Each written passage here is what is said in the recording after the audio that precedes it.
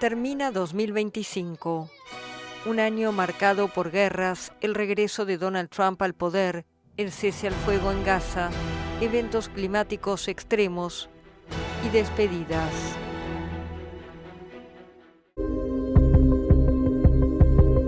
El 20 de enero de 2025, Donald Trump asumió como presidente de Estados Unidos.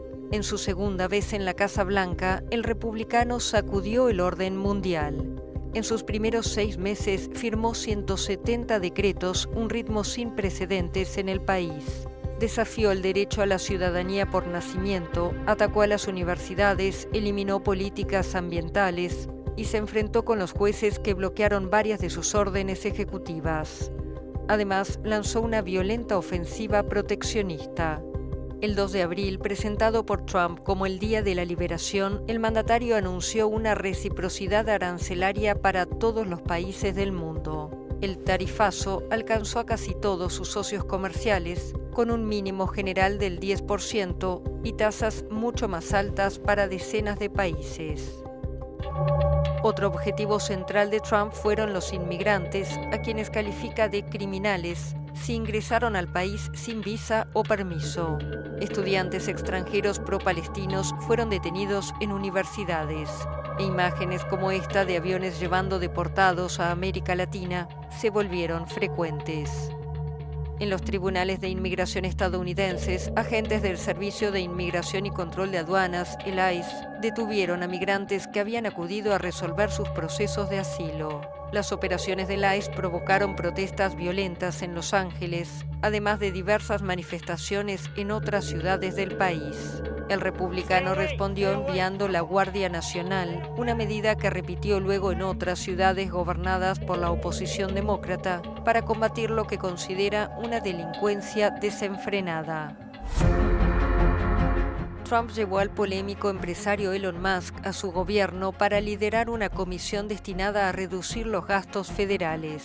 Pero el idilio duró poco. Luego de 4 meses, Musk renunció y ambos magnates intercambiaron acusaciones y amenazas en redes sociales. I'm not telling you. Because you're in no position to dictate that. Remember this. You're in no position. En la oficina oval discutió con el presidente de Ucrania, Volodymyr Zelensky. Incomodó a su par sudafricano Cyril Ramaphosa al mostrarle un video que, según él, probaba denuncias de genocidio contra blancos en Sudáfrica. Trump también lanzó una ofensiva contra las universidades por considerarlas demasiado progresistas. Debido a los drásticos recortes, Stanford, Harvard, Columbia y Johns Hopkins debieron realizar despidos masivos.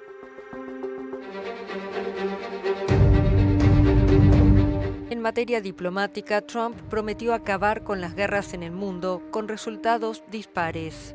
Las presiones de Estados Unidos dieron lugar a un alto el fuego entre Israel y Hamás, 2 años después del inicio de la guerra en Gaza. El acuerdo permitió la entrada de más ayuda humanitaria al territorio y el regreso a Israel de los últimos rehenes vivos y la mayoría de los restos mortales de los fallecidos, a cambio de la liberación de unos 2.000 presos palestinos. Poco antes, en septiembre, Israel había atacado a altos cargos de Hamás en una operación sin precedentes en Doha, en Qatar. En el terreno diplomático, la causa palestina ganó nuevo impulso. Varios países reconocieron formalmente al Estado de Palestina, como Reino Unido, Francia, Canadá o Portugal. Pero Gaza no fue el único frente de conflicto en la región. Las tensiones se exacerbaron en junio por ataques israelíes contra instalaciones del programa nuclear iraní, que desencadenaron una guerra de 12 días entre ambos países y bombardeos estadounidenses en Irán. El gobierno iraní respondió con misiles lanzados contra bases estadounidenses en Irak, que no dejaron víctimas. Trump también se reunió con su par ruso Vladimir Putin en Alaska para intentar poner punto final a casi 4 años de guerra en Ucrania. En noviembre presentó un plan de 28 puntos para un cese al fuego. Rusia lo recibió con satisfacción, pero Ucrania lo ve como una capitulación forzosa y las negociaciones continúan. En el frente de batalla, el ejército ruso continuó su lento avance en el este, tras expulsar en marzo a las fuerzas ucranianas de la región fronteriza rusa de Kursk. Entre Europa Occidental y Rusia hubo tensión. Países europeos acusaron al gobierno ruso de promover ataques híbridos en territorios de distintos países. Dinamarca, Rumanía y Polonia informaron sobre incursiones en sus espacios aéreos e interferencias. En otro caso, el avión de la ministra de Defensa de España sufrió interferencias en el GPS al sobrevolar el Báltico cerca de la frontera rusa. Bruselas consideró los episodios parte de una campaña coordinada de intimidación. Pero no fueron los únicos conflictos. En Siria, enfrentamientos entre fuerzas drusas y el ejército dejaron más de 1000 muertos en pocas semanas. Israel bombardeó el sur de Siria diciendo que actuaba para impedir que el régimen sirio perjudicara a la comunidad drusa, una minoría esotérica descendiente del Islam, y para garantizar la desmilitarización del área adyacente a su frontera. En Sudán, la guerra civil se intensificó, con decenas de miles de desplazados, en medio de denuncias de atrocidades cometidas en la ciudad de El Fasher. El año también estuvo marcado por protestas juveniles y contra el sistema en distintos países. La bandera del anime One Piece apareció como símbolo de rebeldía contra los gobiernos en Filipinas, Francia, Indonesia, Nepal y Perú. En Francia, tras un juicio de años, el expresidente Nicolas Sarkozy fue encarcelado, condenado por corrupción por permitir que personas de su círculo se acercaran a la Libia de Muammar Gaddafi para obtener recursos y financiar ilegalmente su campaña presidencial de 2007. Tras unos días preso, espera el juicio de la apelación, que debería comenzar en marzo. El planeta vivió en 2025 varios eventos climáticos extremos. Incendios forestales devastaron zonas de España, Grecia y Portugal, obligando a miles de personas a evacuar. En Estados Unidos, miles de inmuebles quedaron reducidos a cenizas en Los Ángeles. Los incendios provocaron uno de los peores desastres que jamás hayan golpeado California. Terremotos en Birmania y Afganistán dejaron cientos de muertos. El Etna en Italia y el Lewotowil-Akilaki en Indonesia entraron en erupción.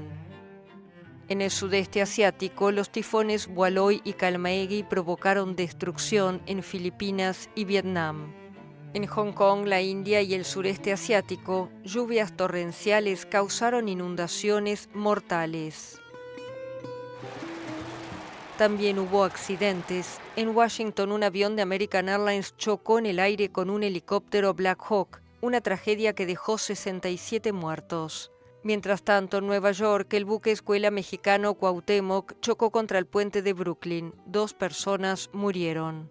En Portugal, el descarrilamiento de un funicular que recorre uno de los barrios más turísticos de Lisboa dejó 16 muertos y varios heridos. Y en India, un avión se estrelló poco después de despegar de Ahmedabad, dejando 242 muertos. Increíblemente, un pasajero sobrevivió a la tragedia casi sin lesiones. El gobierno de Estados Unidos enfrentó su paralización presupuestaria más larga de la historia. Fueron 43 días de shutdown, que llevaron a la suspensión temporal de cientos de miles de funcionarios públicos, a la cancelación de miles de vuelos y generaron angustia entre familias que dependían de la ayuda estatal para sobrevivir. En septiembre, Charlie Kirk, líder conservador y aliado de Trump, fue asesinado a tiros en una universidad de Utah. El caso provocó conmoción nacional. En la justicia, el rapero P. Diddy fue condenado a 4 años y 2 meses de prisión por acusaciones de tráfico de personas con fines de prostitución. La sentencia cerró uno de los casos más mediáticos de la década. Para los 400 millones de católicos en el mundo, fue un año especial. La noticia de la muerte del Papa Francisco a los 88 años conmovió al mundo, un día después de su inesperada aparición en el Vaticano el domingo de Pascua, tras más de un mes internado por una neumonía doble. Miles de fieles se despidieron del religioso en la Basílica de San Pedro, en un funeral masivo que convocó a jefes de Estado de todo el mundo. La conmoción de los fieles dio paso a la expectativa por el cónclave. Luego de apenas 2 días de votación, llegó el esperado anuncio sobre el nuevo pontífice. Habemus Papam. El cardenal Robert Prevost un estadounidense peruano de 69 años que adoptó el nombre León XIV.